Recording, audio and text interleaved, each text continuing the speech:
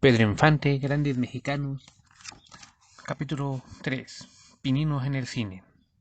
En 1939, una compañera de trabajo de la XCB lo recomienda para que interprete un número musical en un filme de José Benavides, En un burro tres baturros. Su imagen aparece borrosa entre una orquesta que toca durante una fiesta que celebra en honor de Carlos López Moctezuma, quien interpreta al hijo burlador del humilde aragonés interpretado por Carlos Orellana, casado con Sara García, que vino en busca de fortuna a las Américas con Joaquín Pardavé. Todos ellos se convertirían en el futuro en sus amigos, pero aquí ni siquiera fueron presentados. Posteriormente, gracias a las producciones Luis Manrique y Eduardo Quevedo, Pedro obtiene trabajo de extra en el corto Puedes irte de mí, que se basa en una canción de Agustín Lara y en la que apareció como director de orquesta en el centro nocturno Los Cocoteros. La dirección corrió a cargo de José Benavides Jr., quien fallecería prematuramente en 1945. Pese a estos esfuerzos, el cantante se sentía pesimista respecto a su futuro en el cine. Yo nunca me veré en películas.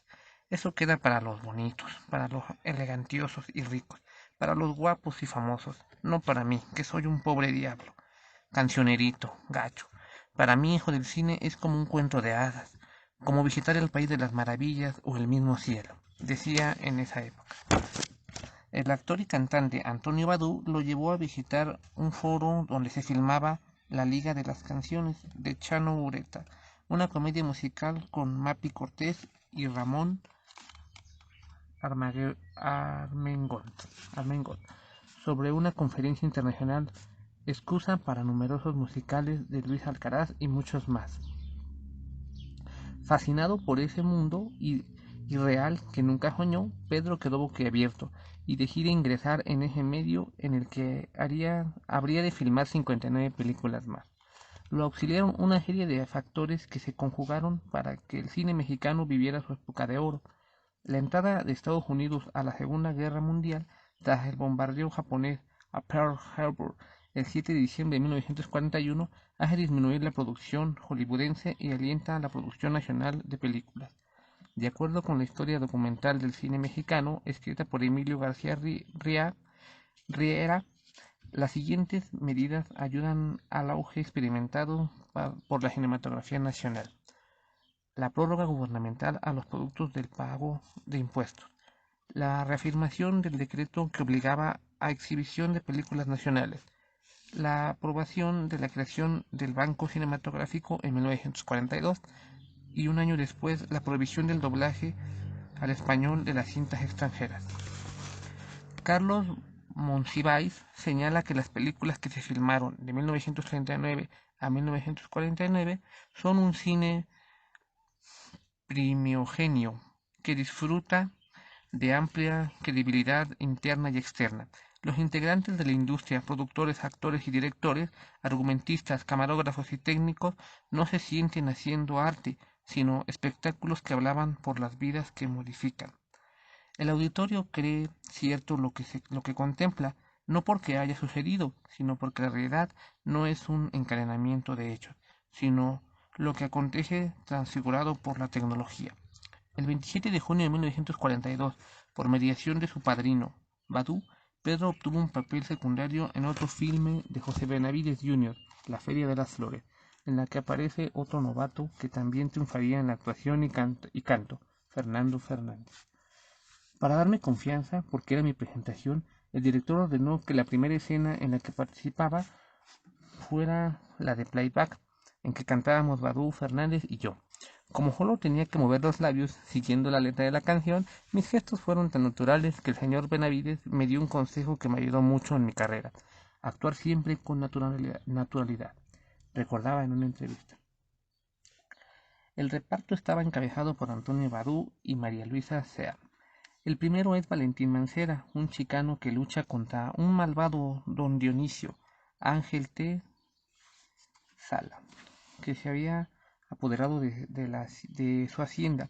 La cinta iba a llamarse El valiente Valentín, pero decidieron ponerle nombre de la canción que interpretaría el trío. Pero decidieron ponerle el nombre de la canción que interpreta el trío, ¿verdad? Aunque el papel de Infante no merece siquiera un nombre propio, es presentado como el segundo amigo del Chicano. Llama poderosamente la atención de los productores.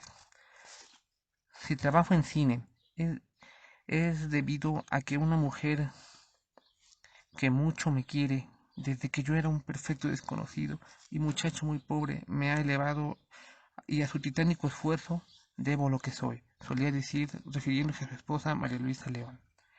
Ese mismo año participa en otras películas, pero lo hace ya en el papel principal. En Jesucita en Chihuahua de René Cardona interpreta a Valentín Terrazas, que se juega la vida ante el malvado Felipe González, el propio Cardona, por conquistar a la dama del título, Susana Guizard. Tiene que sacrificar su bigote para que le pongan uno postizo. El director, de origen cubano, le dio más consejos sobre actuación cinematográfica que le ayudaron a perder el miedo a la cámara, los diálogos o el equipo técnico. En La razón de la culpa, un melodrama del director potosino Juan José Ortega, Pedro interpreta a Roberto, un español que viaja a México en un barco y se enamora de María de la Paz, Blanca Castrejón, solo para descubrir que está casada con Andrés Soler, otro compatriota que incluso lo recibe en su casa, y entonces se tiene que conformar con la hija de estos, Blanca, María Elena Márquez. Curiosamente Pedro no logró dar el acento español requerido y le tuvo que doblar la voz a Alberto Galán, quien tuvo una buena carrera como actor con Emilio Fernández y con Julio Bracho. Y es que el acento norteño de Pedro era muy marcado y objeto de numerosas burlas e imitaciones entre sus compañeros. Sin embargo, su actividad cinematográfica se multiplicó en 1943, año en el que filmó 5 películas y comenzó a convertirse en uno de los favoritos del público. En Arriba las mujeres, una simpática comedia de Carlos Orellana, hace el pequeño papel de Chuy, el novio ranchero de Chole, Margarita Cortés, la criada de una familia en la que todas las mujeres, encabezadas por Consuelo Guerrero Luna, Felicidad, se quieren liberar del yugo masculino representado por el norteño Laureano, el propio Orellana. En cambio, esterilizó Cuando habla el corazón, del director jalisciense Juan José Segura, una cinta de caballitos en la que el héroe, Miguel, lucía sus dotes musicales al tratar de conquistar a la bella Cecilia, María Luisa Sea, con canciones de Manuel Esperón, Ernesto Cortázar y Pepe Guizar. Sin embargo, le tuvieron que volver a doblar la voz, esta vez Jesús Velero. La cinta solo duró en cartelera en el cine Iris. La cinta duró un día en cartelera en el cine Iris, disculpen. Se le quiso presentar después como un heredero de Jorge Negrete en El ametralladora, de Aurelio Robles Castillo, y es que el charro cantor había estelarizado el Remation en la cinta Ay Jalisco no te rajes 2 años antes con gran éxito, pero que no quiso interpretar la secuela. Era una buena oportunidad para Infante, cuyo ídolo siempre fue Jorge Negrete. Sin embargo, el escritor jalisciense Robles Castillo, aunque era el autor de la historia original, era un director debutante, por lo que las aventuras de Salvador Pérez Gómez, a los que acompañaban Carlos López, el cómico Chaflán, fallecido trágicamente poco después, Carmen Salas, Margarita Mora y Chachita, Noemí Beltrán, eh, fueron su debut y despedida detrás de las cámaras. Para ver la reacción del público, Pedro y su esposa María Luisa fueron a ver el estreno en el cine Teresa. El actor se sintió frustrado, cuando en una escena dramática la gente se puso a reír. Mira, la gente se ríe de mí cuando yo estoy llorando. No te preocupes, le dijo María Luisa pro, eh, premonitoriamente. Algún día la gente llorará contigo. De acuerdo con el crítico cinematográfico Gustavo García, autor de la biografía del actor No me parezco a nadie, el fracaso de ser otro Jorge Negrete lo obligó a buscar su propia personalidad, que lo convertiría en la estrella popular más rentable de su época. Estoy satisfecho de ser galán charro. En este aspecto considero a Jorge Negrete muy superior a todos los que cultivan el género. Precisamente por eso, por no caer en su imitación o caricatura, para formarse una personalidad independiente, quiero actuar personajes acharrados o rancheros, pero que me dieran el tipo creado por Negrete, a quien repito, admiro y aplaudo. Lo malo del cine son las especialidades. Si uno no es galán o charro, ha de ser forzosamente malo o cosa por el estilo, cuando en realidad hay un acervo ilimitado de tipos entre los que deben considerarse, por ejemplo, como excelentes y aprovechables, los rancheros frívolos o románticos que interpreta Gary Cooper, señalaba Pedro en una entrevista de la época al periodista Ángel Mora. Otro debut y despedida en la dirección fue el del famoso bachiller Álvaro Gálvez